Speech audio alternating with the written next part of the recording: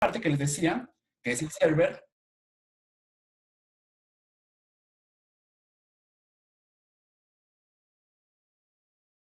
el usuario final utiliza esta app para, para que se observe lo que nosotros deseamos que se observe. En este caso, por ejemplo, la idea es que hay un input. Estas funciones están construidas con un input y un output, que básicamente los inputs son las dos cuestiones que ya les mencioné: cuánto tiempo queremos que se repita esta simulación y el número de simulaciones. Es la misma idea de la clase pasada. Tenemos un objeto que se llama moneda, en el que vamos a lanzarlo como volado. Aquí básicamente lo que estoy usando es también la función vista en la clase pasada, que como lo vieron en la clase pasada, necesita dos argumentos. Uno es cuáles son las opciones de esta caminata y cuántas veces quiero que se lleve a cabo esta simulación. Como podrán ver, estos dos argumentos están señalados arriba: moneda, lo que ya les mencionaba, y soporte, que aquí tiene un detalle.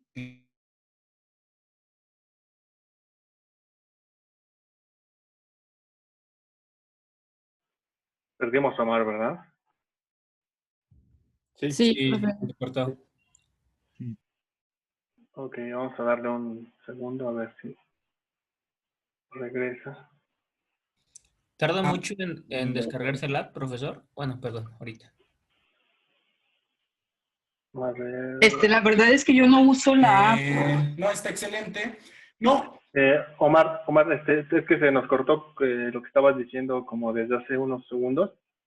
Entonces, si puedes regresar. Uy, creo que ya perdimos a Omar. Pero bueno, tenía una duda, ¿no? Sobre la app. Acá estoy. ¿Sí me decían? Sí, se nos cortó. También ya nos has compartido tu pantalla, si la puedes volver a compartir. Listo. Y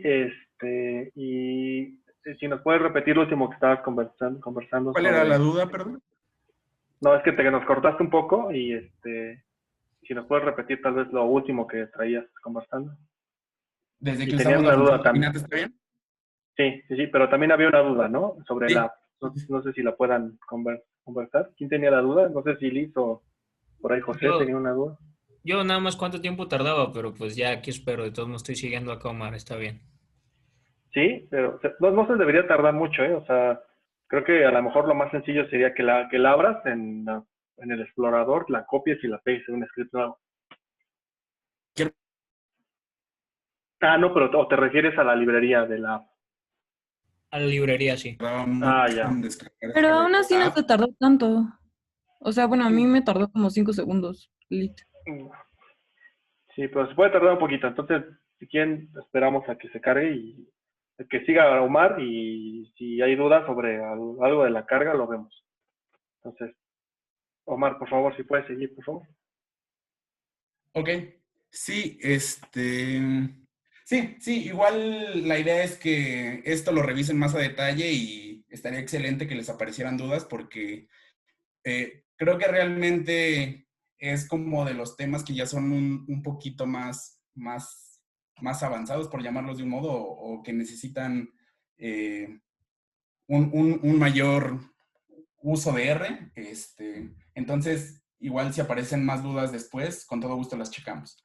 Al final vamos a utilizar un comando que es parte de la librería, que necesita que especifiquemos cuál es el user interface y el server, que nosotros ya los definimos acá arriba, ¿no?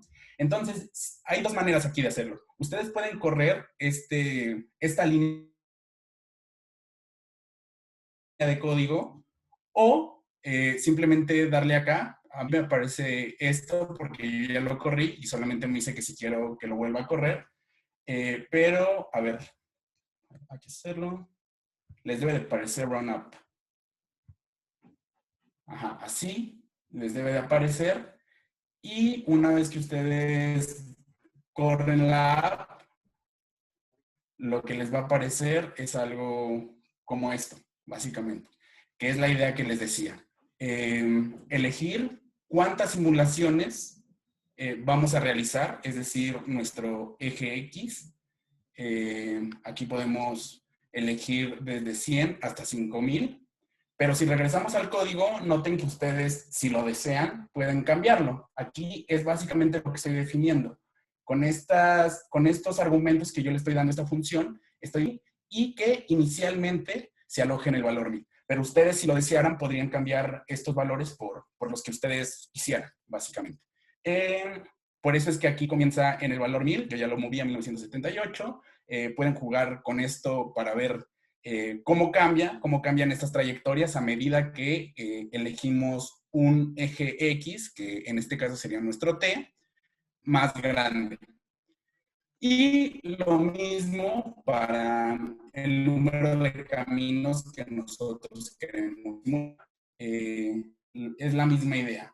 Elegí un mínimo de 1, un máximo de 50 y un valor inicial de 25. Pero de nuevo, ustedes podrían darle los valores que deseen. No, realmente no hay restricciones. Si yo elegí estos valores, pues es básicamente porque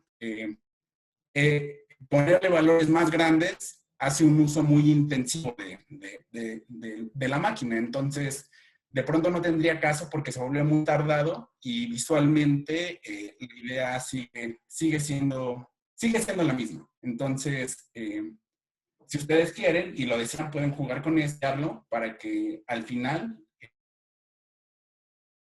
lo poderoso de esto es que realmente se pueden crear tableros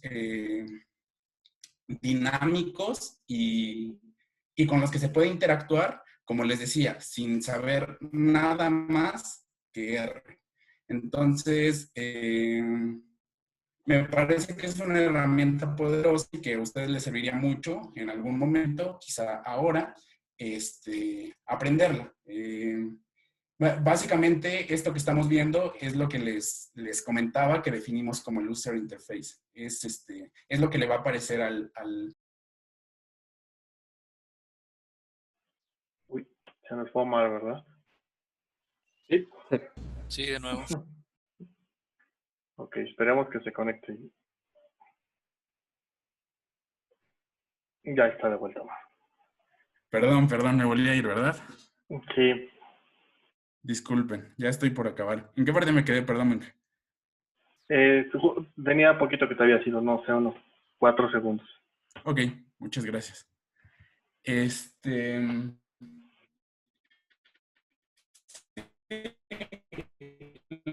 Les decía,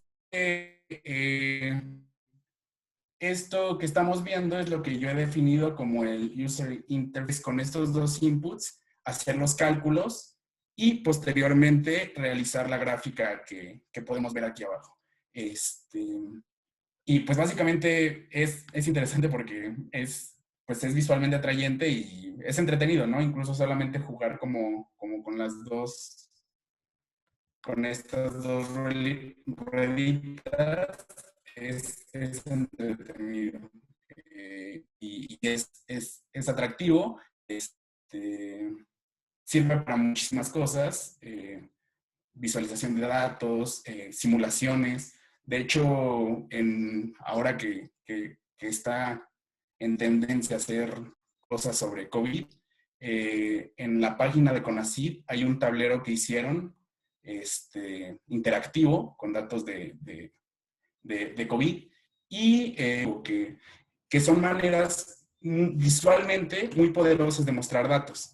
Aquí, por ejemplo, pues nos limitamos a solamente hacer una simulación de caminos aleatorios, pero el potencial es muy grande. Ustedes podrían hacer tableros con la información que tengan a mano o que quieran buscar. Entonces, espero que les resulte atractivo y si tienen alguna duda, si tienen alguna idea de algo que les gustaría desarrollar, algunos conjuntos de datos que tengan y quieran hacer algo en esta herramienta, pues con gusto podemos por ahí apoyarlos para que lo realicen. Si tienen alguna duda, pues aquí ando y electrónico.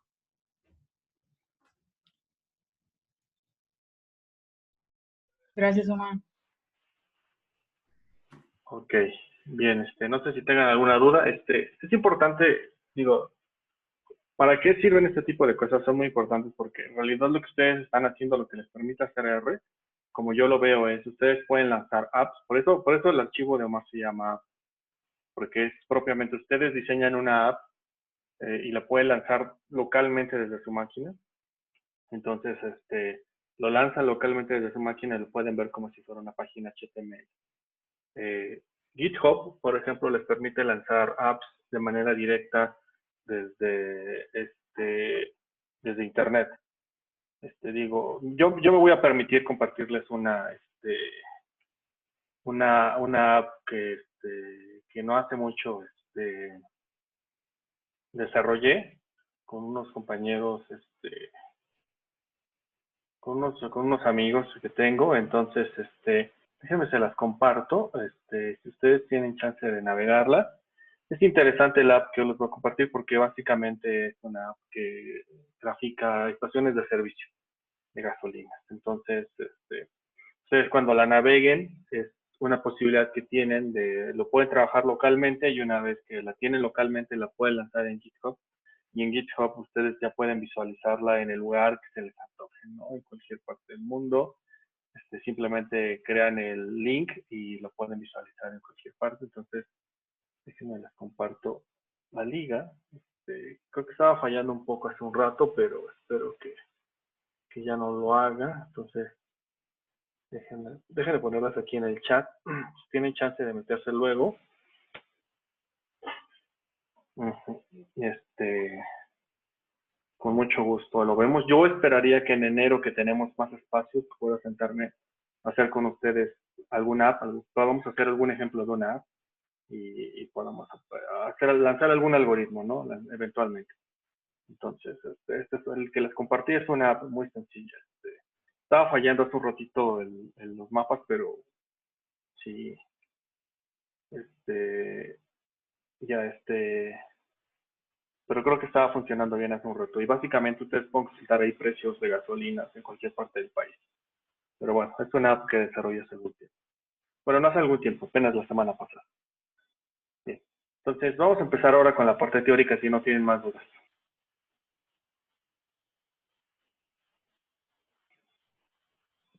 Por el Perfecto. momento, Todo bien, profesor. Okay, entonces, si no hay más dudas, vamos entonces a empezar. Entonces, denme un segundo en lo que conecto la pizarra y, empezamos.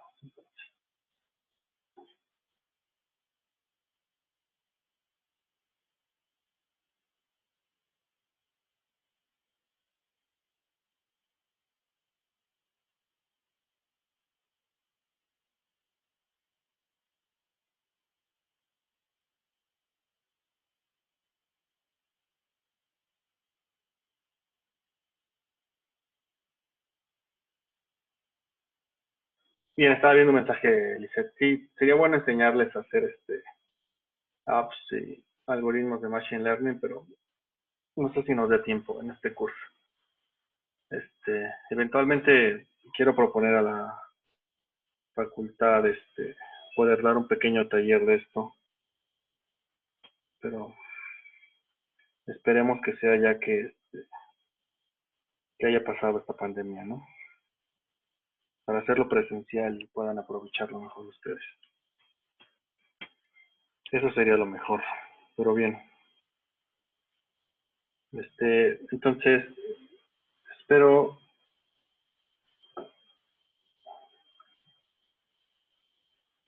déjenme ver, ¿ya pueden ver mi pantalla o todavía no? Todavía no. No, no se ve. ¿No? No. A ver, No se déjenme ve. ver.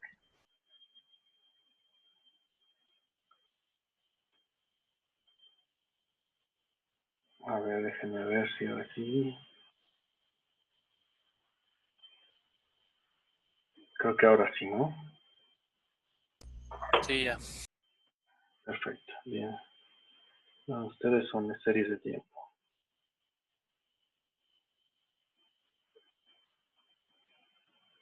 Bien, hoy quiero ver procesos estacionarios y voy a empezar con los R. 1 AR, los respectivos AR. Bien, entonces vamos a empezar la clase. Bien, entonces voy a empezar hoy con a trabajar el concepto que se llama series de tiempo univariadas estacionarias.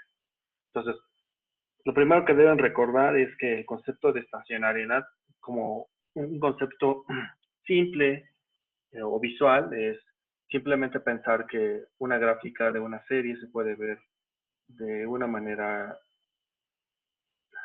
muy sencilla, así, ¿no? Si vemos una serie de tiempo que se ve de esta manera, alrededor de una tendencia, alrededor de una media, ¿no? Entonces podemos decir que esa es una serie estacionaria. Más adelante, cuando esté avanzando el curso, voy a relajar el supuesto de estacionariedad alrededor de una media y lo voy a tratar de incorporar ahora a un concepto de una tendencia, y alrededor de la tendencia también podré dibujar una serie y decir que en ese caso también la serie es estacionaria, pero eso lo voy a hacer más adelante. Hoy día, o lo que voy a hacer durante la clase hoy, es hablar sobre los procesos estacionarios. Los procesos estacionarios, entonces, vamos a pensarlo de esta manera. Entonces, vamos a pensar que hay un conjunto de series, o sea, hay un montón de series en el mundo, y lo voy a pensar, déjenme hacer un diagrama de Venn muy sencillo para tratar de ilustrar el problema. Entonces, pensémoslo de esta manera. Entonces, supongan que este es el universo de las series de tiempo que existen. Entonces, las técnicas que yo les voy a enseñar hoy son solamente para procesos estacionarios. Entonces, vamos a suponer que tomamos un subconjunto de todo el universo para las series solamente las estacionarias. Ahora bien, dentro de las series estacionarias hay un conjunto de series que se pueden describir como procesos univariados o como procesos de una sola variable. Entonces, dentro de las series estacionarias me voy a tomar todavía un subconjunto más pequeño, que son las series univariadas. Dentro de las series univariadas hay especificaciones para series que incluyen procesos autorregresivos y procesos de medias móviles. Entonces, todavía dentro de este conjunto hay otro subconjunto muy pequeño, que son estos conjuntos, este conjunto de las series que son descritas como procesos autorregresivos y procesos de medias móviles. Yo voy a empezar hoy con los procesos autorregresivos. Probablemente voy a ver hoy autorregresivos, voy a ver el jueves también autorregresivos, y quizás la siguiente semana voy a empezar con los procedimientos de medias móviles. Las características de los procedimientos autorregresivos son básicamente, como su nombre lo dice, son series que con información de la misma serie trata de describir el proceso generador de datos. Entonces, acuérdense, todo el análisis que tiene que ver con econometría o con series de tiempo, siempre son análisis que tienen el objetivo de determinar aproximar procesos generadores de datos a través de la información que observan. Ahora bien, ¿cómo lo hacen cuando hacen econometría clásica? Lo hacen a través de ecuaciones que describen cross-section o panel, ¿no? Cuando lo hacemos a través de series de tiempo es una serie. La información es de la misma variable, ¿no? En el caso del cross-section es la variable, pero de varios individuos, ¿no? Entonces, lo que yo voy a hacer ahora es trabajar con los procesos autorregresivos. Bien. Dicho el contexto de dónde quiero avanzar hoy, entonces voy a empezar con los procesos AR1, ¿sí? O procesos autorregresivos AR1 de orden 1, ¿sí? Bien, los procesos AR1, para esto necesito que recordemos un poquitito la idea de que era una ecuación en diferencia. Si se acuerdan, una ecuación en diferencia yo lo había denotado como ZT, y que era una variable que podía describirse con un componente que era A0 más A1 de ZT1. Y esto había dicho que es una ecuación en diferencia de orden 1. El orden lo daba este rezago que está aquí, ¿no? Estaba rezagado una vez, entonces yo podía decir que esta es una ecuación ordinaria en diferencia de orden 1. Ahora bien, yo voy a cambiar mi notación ahora y voy a utilizar X para decir estas son variables, son series de tiempo que se pueden transformar, que se pueden descomponer como en una parte que es una ecuación en diferencia y otra parte que es un componente puramente estocástico. Entonces yo voy a decir que X de t se va a descomponer en un componente que es una constante A0 más un componente A1 que depende del valor de la variable en el periodo inmediato anterior, más un componente puramente estocástico, U de t. UDT es un proceso puramente aleatorio,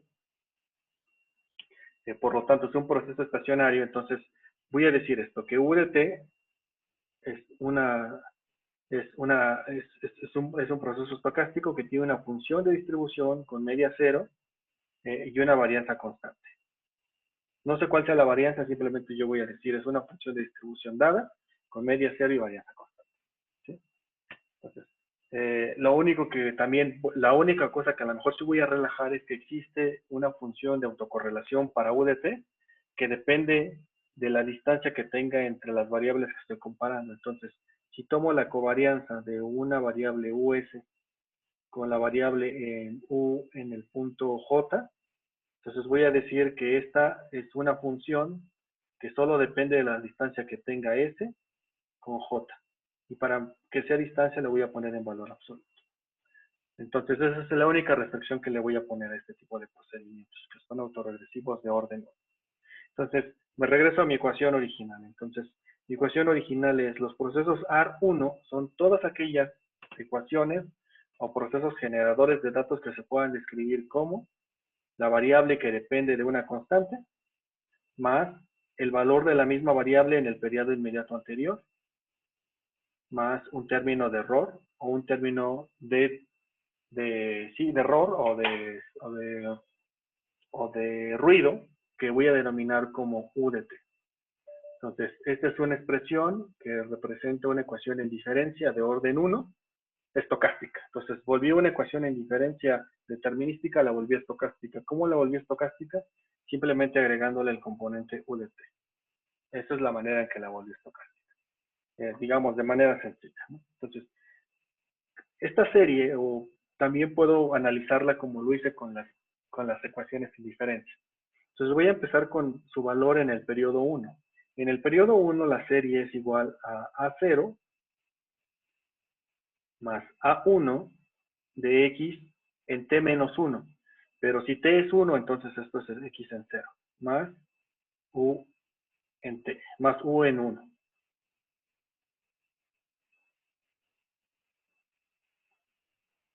¿Sí? Entonces esta es la serie en U en 1. Vale.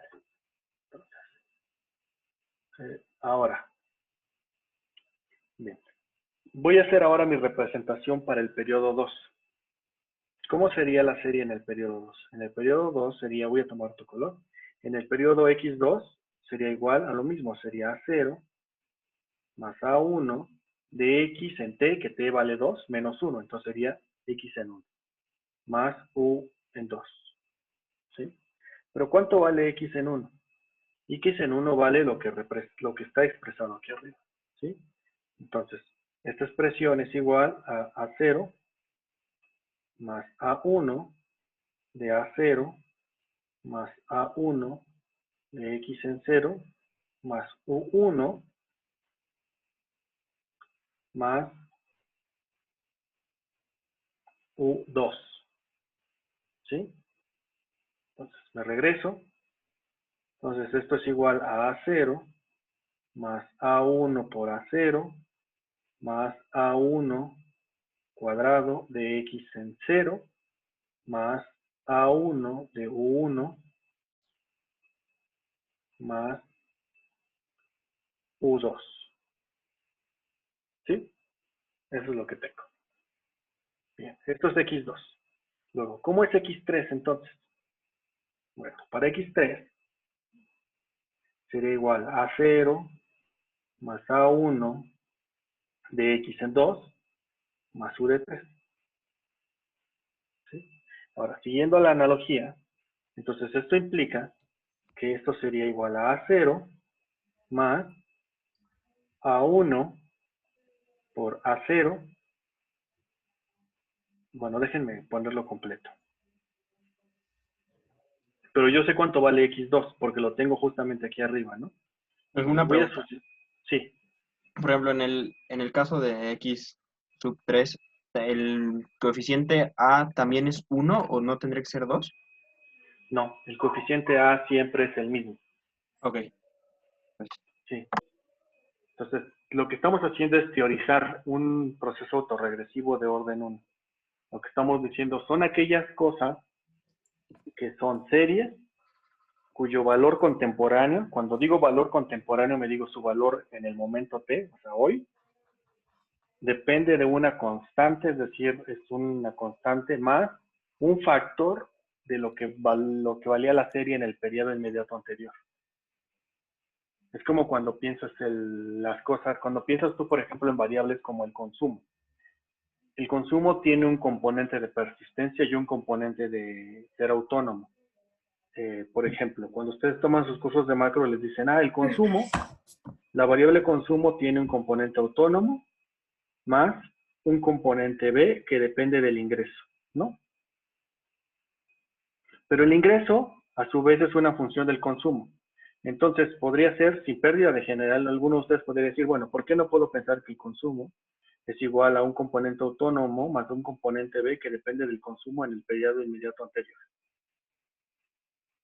Y esto es un AR1, porque le puedo agregar un término aleatorio. ¿Sí? Entonces, lo que estoy haciendo es teorizar o sistematizar una idea sobre cómo se comportan las series. Entonces, lo que yo estoy diciendo en este momento es que las series se comportan de esta manera. Es un A0 más un A1 que depende de todo lo que valía X2. Y X2 es toda esa expresión que subraya aquí, ¿no? Entonces, voy a poner aquí como pelitos, es decir, aquí va una expresión que va a estar ahí arriba más U en 3. Voy a seguir aquí abajo.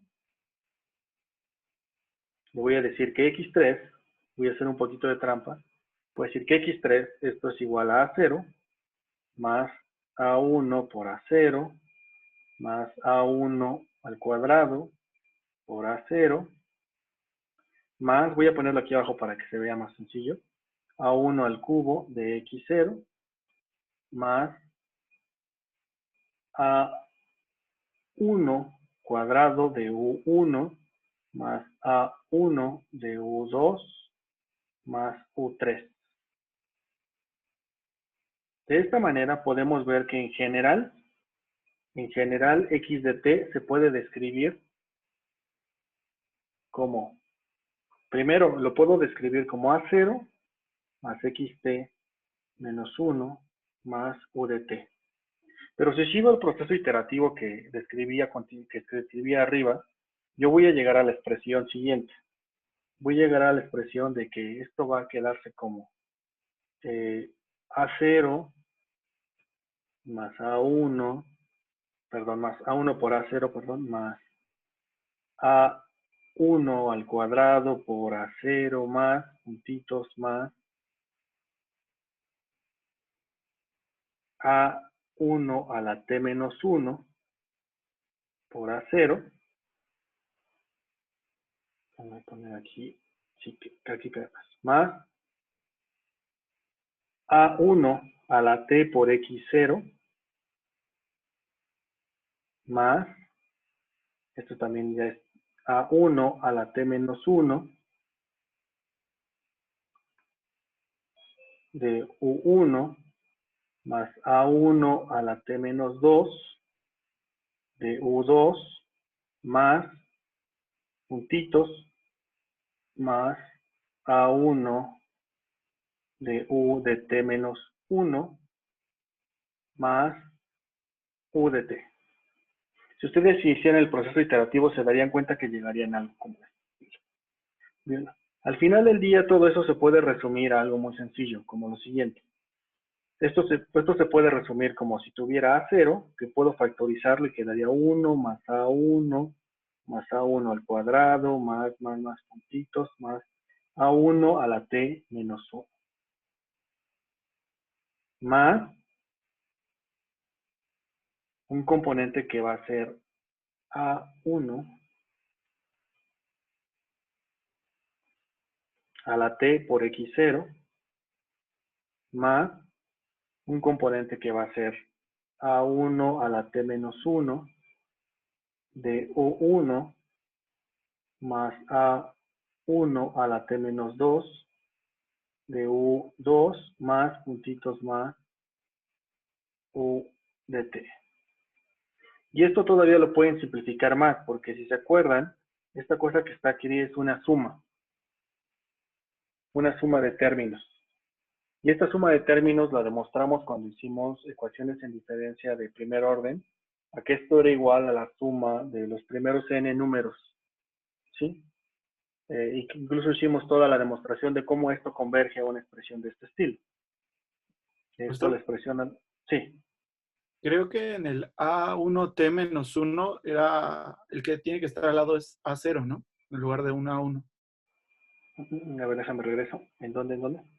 En la penúltima que puso, dice A0, bla, bla, bla, bla, más A1TX0 más A1T-1 A0, ¿no? ¿O no? No, porque lo factoricé, ¿no? ¿Te refieres a este punto que estoy aquí subrayando? ¿O a cuál te refieres? ¿O a la siguiente línea?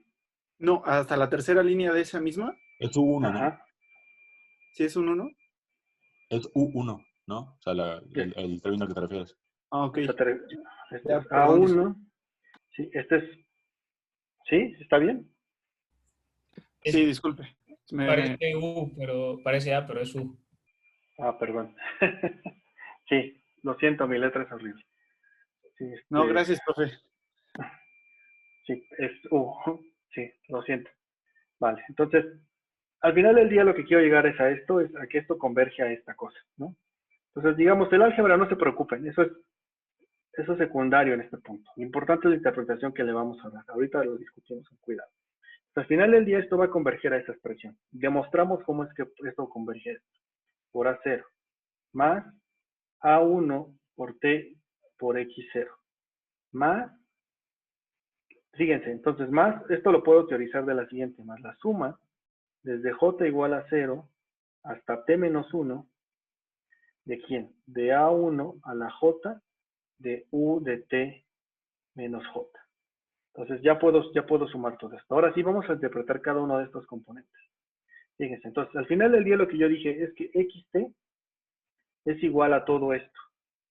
Entonces, lo que estoy diciendo es que la serie hoy día en el contemporáneo, es decir, en T, cuando digo contemporánea me digo en el momento T, depende de qué cosa, depende del valor constante, del valor inicial, porque aquí está, esto es el valor inicial, X0, ajustado por el componente A1 elevado a la T.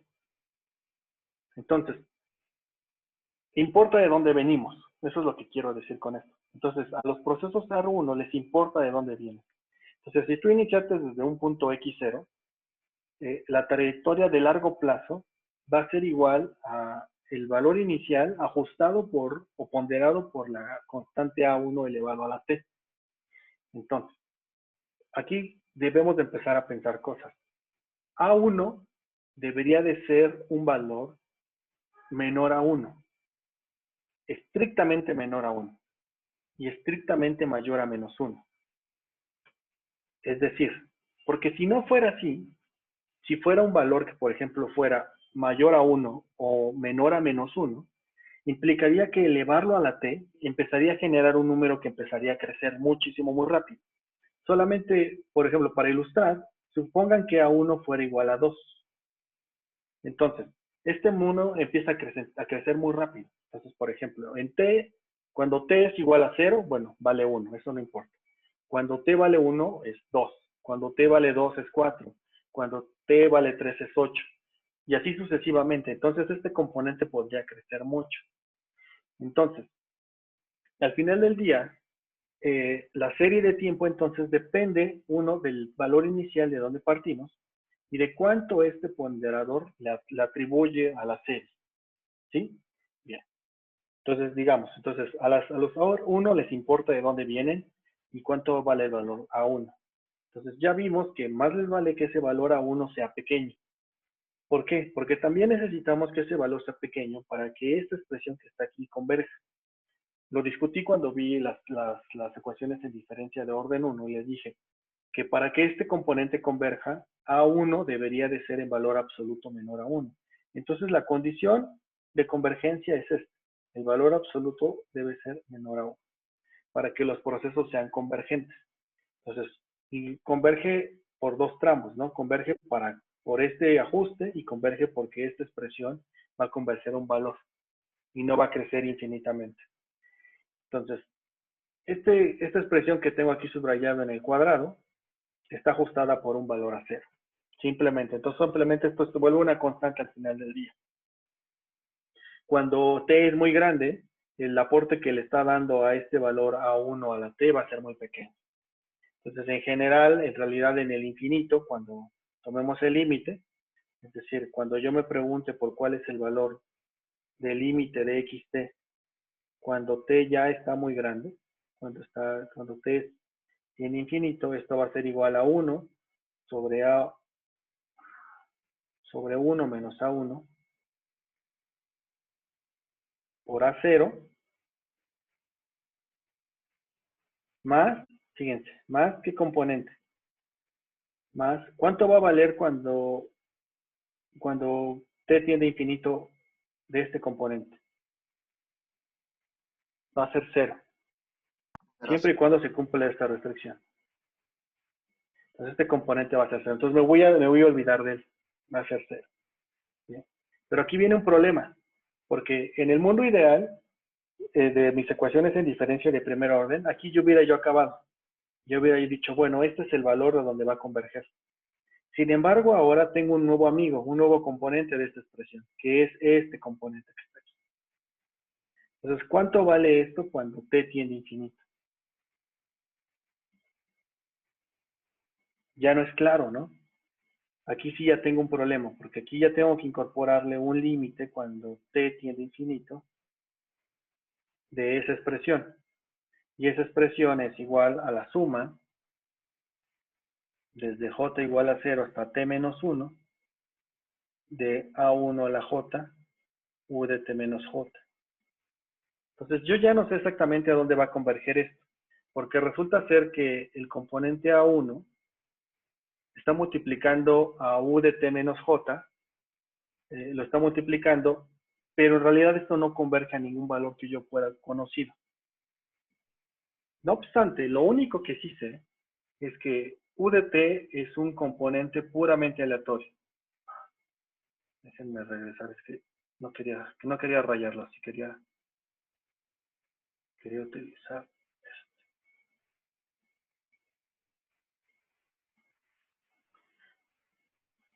Entonces, este componente es un proceso puramente aleatorio. Eso es lo único que yo sé.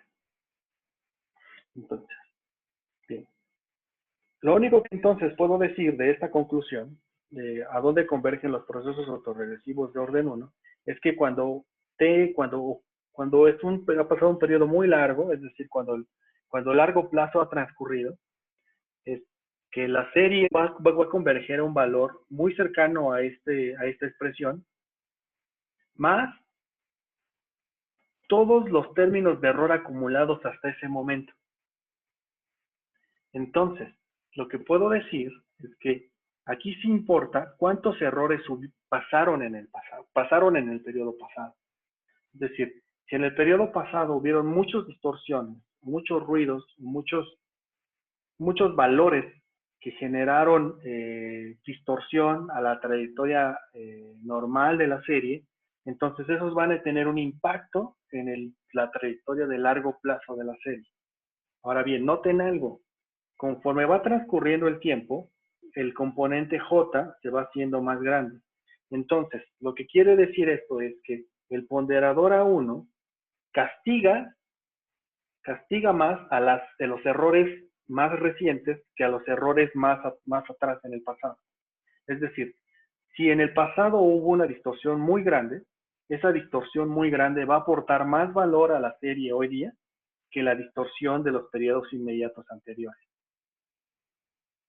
Entonces, en los procesos AR1, las distorsiones que más le pegan a la trayectoria son las que ocurrieron más atrás en la historia.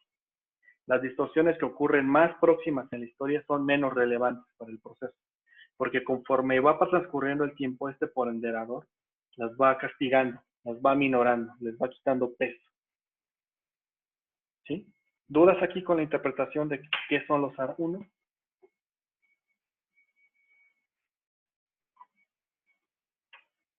No, profe. Vale, ok. Entonces, vamos a simplificar este análisis. Y creo que a lo mejor así nos vamos a poder quedar con una idea más sencilla de qué son los AR1. Entonces, los AR1 simplemente son ecuaciones que puedo describir como X con una constante A0 más un A1 de xt menos 1 más u de t. Voy a introducir el operador rezago para simplificar esto. Entonces, esto va a ser A0 más A1 de L de xt. ¿Sí? Voy a despejar del otro lado el signo de igual, y al final lo que voy a tener va a ser esto, xt menos a1 de L de xt igual a a0 más u de t. Bueno, aquí me faltó el u de t. ¿Sí? Entonces, ahora, voy a factorizar xt, entonces lo que voy a tener es 1 menos a1 de L de xt igual a a0 más u de t. Si despejo del signo igual este componente que agregué, entonces lo que tengo es xt. Esto es igual a 1, bueno, a a0, perdón, sobre 1 menos a1 por L, más 1 sobre 1 menos a1 de L de u de t.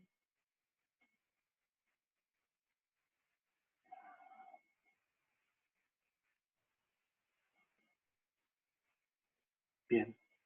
Ahora, como yo sé que a1 es una constante, entonces aplicar el operador rezago a la constante me deja la misma constante. Entonces eso no se va a modificar. Entonces esto va a quedar como xt, va a ser igual a a0 sobre 1 menos a1. Más, este es el término interesante. ¿Cuánto vale 1 sobre 1 menos a1 por u de t? No puedo eliminar el a1, no puedo eliminar de aquí a L, simplemente con el mismo argumento que lo hice en esta expresión. En esta expresión lo eliminé porque aquí, en todo este componente, ningún elemento dependía del tiempo. Sin embargo, en este último componente resulta ser que u de t depende del tiempo. Entonces no lo puedo eliminar simplemente. Entonces, ¿qué expresión voy a utilizar? Bueno, voy a utilizar que yo sé, y lo sé de las primeras clases que vimos, que esto es cierto, que 1 menos a1 de L se puede ver como 1 más a1 de L más a1 al cuadrado de L cuadrado más a1 al cubo de L al cubo más puntitos. ¿Sí? Yo esta serie, es decir, lo que hice fue un caso inverso. Yo sé que estas series de sumas pueden converger a expresiones como esta, cuando son series infinitas. Entonces la serie infinita se puede converger, se puede reescribir como esta. ¿Sí? Bien. A esta condición específicamente, se le dice que el proceso es invertible. Entonces, cuando ustedes escuchen que un proceso es invertible, quiere decir que esto ocurrió, que esta expresión ocurrió. Si esto no ocurre, entonces el proceso no es invertible. Entonces, una vez que utilizo esto, entonces, y lo multiplico por u de t, entonces lo que tengo es 1 más a1 de L más puntitos. Así me puedo seguir todo por u de t. Voy a seguir aquí abajo. Entonces, al final del día lo que tengo es que en el largo plazo, un proceso autorregresivo de orden 1 se puede describir como A0 sobre 1 menos A1. ¿Por qué digo en el largo plazo? Porque justamente aquí lo que hice fue hasta infinito. No me detuve. Entonces yo digo, esto es válido solamente para los procesos en el largo plazo. En el largo plazo, entonces, esto es, como si se dan cuenta aquí lo que tengo es a u de t multiplicando cada uno de estos elementos. Tengo u de t multiplicando por este, luego por este y luego por todos los que están ahí. Entonces, al final del día, lo que yo tengo ahí, si acomodo esto, va a ser igual a la expresión que tenía básicamente anteriormente. Y eso es igual a u de t más a1 u de t menos 1 más a2 u de t menos 2. Bueno, me falta un paso antes, me lo estoy saltando.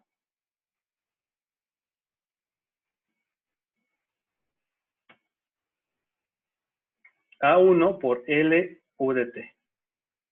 Ahora sí. Más A1 L al cuadrado U de T. Más, voy A1 a al seguir aquí. cuadrado, ¿no? A1, gracias. A1 al cubo L cubo U de T. Más puntitos. Así me voy hasta el infinito. Luego, entonces, puedo seguir acomodando esto. Entonces, esto queda como A0 sobre 1 menos A1 más U de T más, ahora sí, ¿qué resulta ser de aplicar el operador rezago a una variable? Se le rezaga una vez, ¿no? Entonces, esto es A1 U de T menos 1 más, a este igual. Ahora, este es L cuadrado. Entonces, L cuadrado aplicado a U de T, lo dije en la clase de operadores, entonces esto es igual a A1 cuadrado U de T menos 2. Más, al siguiente por analogía sería A1 al cubo, U de T menos 3, más, así hasta el infinito. ¿Sí? Entonces, al final del día lo que tengo es una expresión muy parecida a lo que tenía anteriormente, que era igual a A0 sobre 1 menos A1 más, ahora la suma desde J igual a 0 hasta infinito, ¿de quién?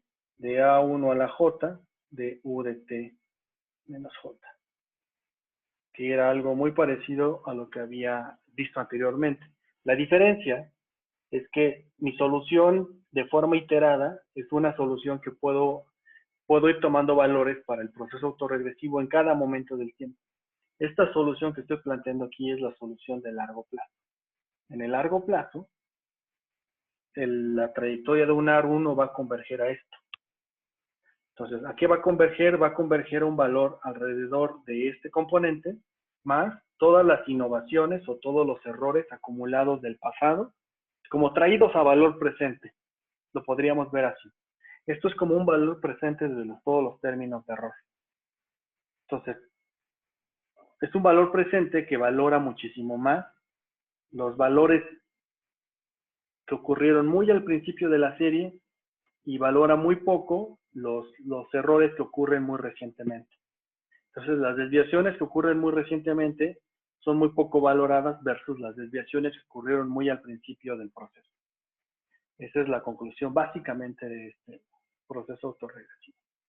Entonces, en las notas les puse un poquitito más sobre teoría sobre esto, sobre medias, varianzas y covarianzas. Entonces, lo único que quiero que se queden con la idea de los procesos autorregresivos también es cómo son las medias, las varianzas y las covarianzas de los procesos. La covarianza es importante porque al final del día, acuérdense que nosotros conocemos denominamos como ρ de tau, si se acuerdan, al proceso de autocorrelación, y que resultaba de evaluar la covarianza en un periodo tau sobre la varianza. Entonces, en las notas ustedes van a encontrar que esto es igual a A1 a la tau. Lo que quiere decir que el componente A1 en los procesos autorregresivos de orden 1 es la autocorrelación que existe entre el periodo evaluado y el periodo rezagado. Entonces, ¿cuál es, por ejemplo, en este caso? Como yo estoy analizando una serie de autorregresivos de orden 1, entonces esto es A0 más A1 de xt menos 1 más u de t. Entonces, si yo les pregunto, ¿cuál es la correlación que existe de la información en t con la información en t menos 1? La respuesta inmediata debería de ser A1. Esa es la correlación que existe entre las dos series. Entonces, al final del día, de lo que uno se da cuenta cuando analiza los autorregresivos de orden 1, es que, como todo en la econometría, es simplemente un juego de analizar covarianzas, ¿sí? O de analizar varianzas. Simplemente en este momento lo que estamos analizando es la covarianza de la información en T con la información en T menos 1. Es así de sencillo en este caso, ¿sí? ¿Dudas hasta aquí, muchachos?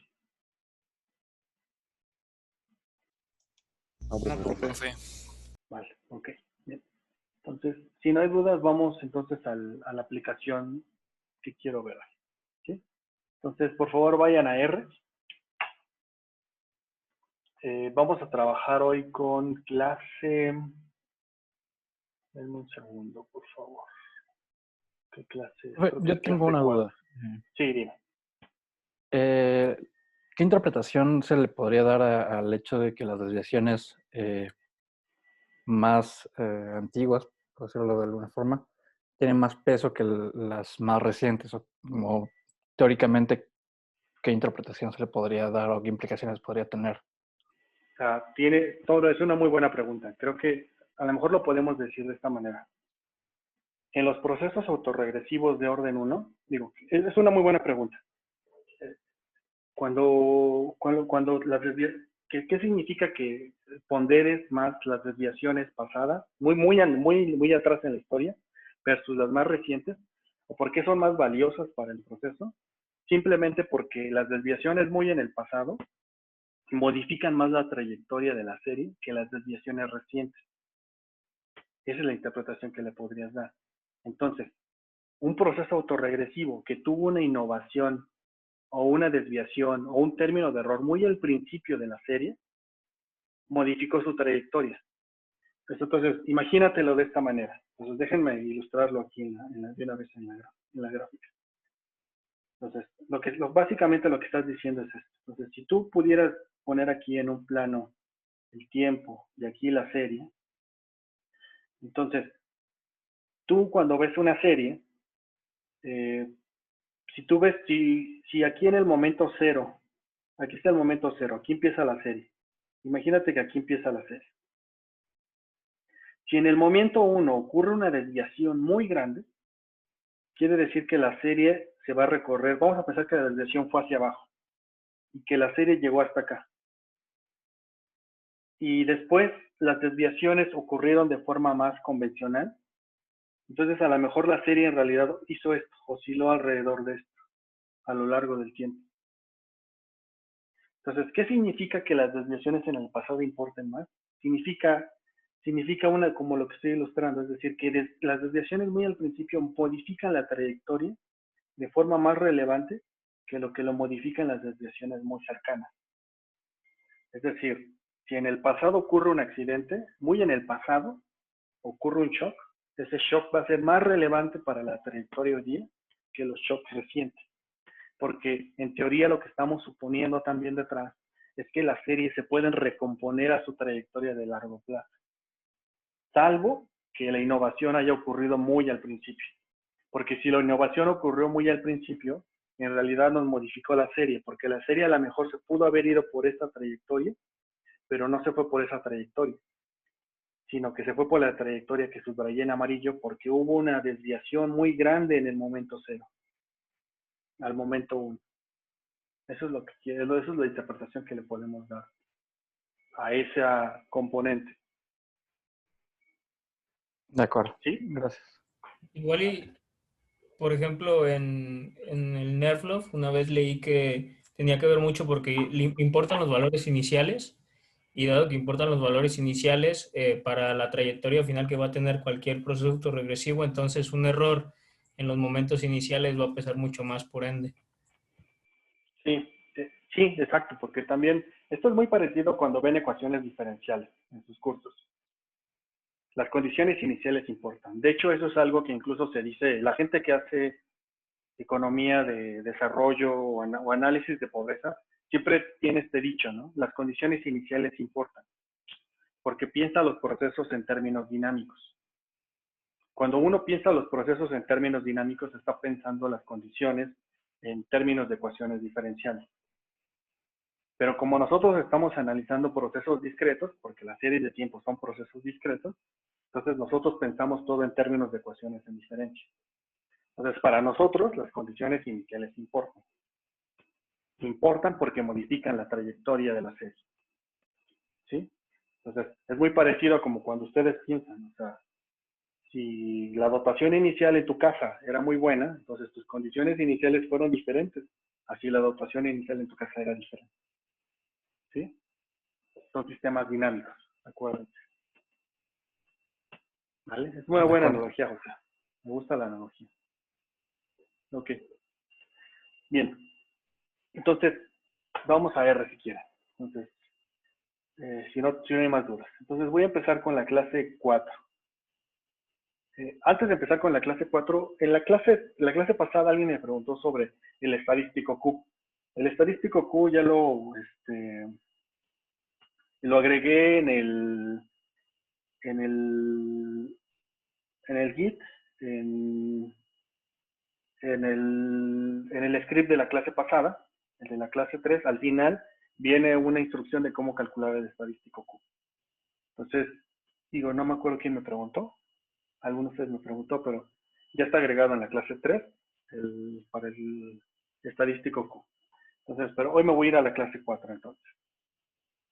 Entonces, de la clase 4, por favor, descarguen el que se llama clase 4. Vamos a necesitar, creo que nada en realidad, solamente el script. Entonces, déjenme abrir R para compartir mi pantalla.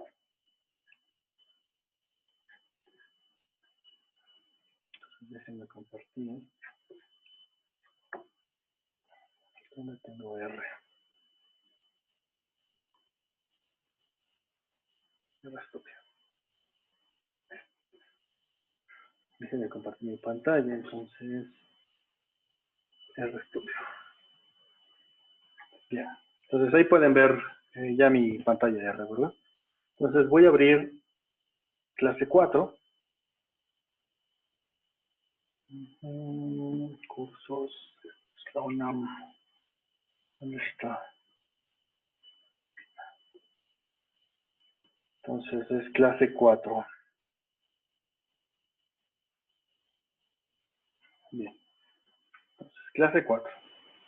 Entonces voy a necesitar las siguientes librerías. Voy a necesitar ggplot, dplyr, y creo que no necesito el lector de series, creo, o si lo necesito. Ahorita checamos. Bien, entonces voy a establecer primero mi dirección de trabajo. Luego voy a simular un proceso autorregresivo. Entonces acuérdense, lo que estamos viendo hoy día son simplemente procesos autorregresivos. Entonces vamos a simular un AR1. Entonces, ¿cómo son los AR1? Son de esta forma, ¿no? Son XT, A0, A1 por XT menos 1 más UDT. Voy a simular uno. ¿Cómo voy a simular eso? Voy a componer un componente delta. A delta le voy a llamar al resultado que sale de dividir A0 entre 1 menos A1. Ese componente de la constante, que resulta de largo plazo, voy a denominarlo como delta. Y a alfa lo voy a denominar como A1. Entonces, X0 va a ser la condición inicial, y la condición inicial la voy a poner en este punto. Va a ser delta entre 1 menos alfa. ¿Sí? Entonces, simplemente eso es lo que estoy haciendo, mi setting de cosas, ¿no? Entonces, entonces noten esto. Omar ya les había dicho, ¿no? Ustedes pueden en una misma línea hacer varias instrucciones. ¿Cómo las separan? Con punto y coma. Entonces, estoy haciendo una asignación de 5 a la variable delta. Estoy haciendo una asignación de 0.9 a la variable alfa. Y estoy haciendo una asignación de la división de delta entre 1 menos alfa a x0. Y a t le estoy asignando el valor de 1000. Todo eso en una sola línea. Entonces, lo separé como con punto y coma. Luego voy a crear un data frame que va a resultar que se va a llamar XT y que va a contener al tiempo y a una columna que va a ser tiempo y que va a resultar de replicar el 0, de replicar números que van desde el 0 hasta t en esa columna. Entonces voy a ejecutar esto. Si ustedes quieren ver cómo se replicó, vean aquí, denle clic. Entonces aquí está. Entonces mi columna que se llama tiempo va desde 0 hasta el valor 1000. Voy a cerrar esto. Bien, ahora. Entonces voy a agregar una parte estocástica, ¿no? Porque precisamente U es una parte estocástica. Voy a simularla. Entonces, acuérdense, este que está aquí, el set, ¿sí? Lo que hace es permitir que su simulación sea replicable. Si ustedes quieren que su simulación se pueda replicar por cualquier persona, y que les salga exactamente lo mismo que a ustedes les salió, entonces quiten el gato y pongan ahí un valor de una constante. Yo puse con la constante 1, 2, 3, 4 y 5. Pero ustedes pueden haber puesto la constante 1000, la constante 4, la constante que ustedes quieran. Solamente si quieren que sus resultados se repliquen siempre igual, de la misma manera. Yo no quiero eso, yo quiero que mi simulación sea, cada vez que yo la ejecute, se generen nuevos números aleatorios. Entonces, voy a agregar a mi data frame, y le voy a agregar una columna que va a ser UDT. Y esta columna UDT va a ser una simulación de una normal. Con esto voy a utilizar el comando rnorm para simular una normal.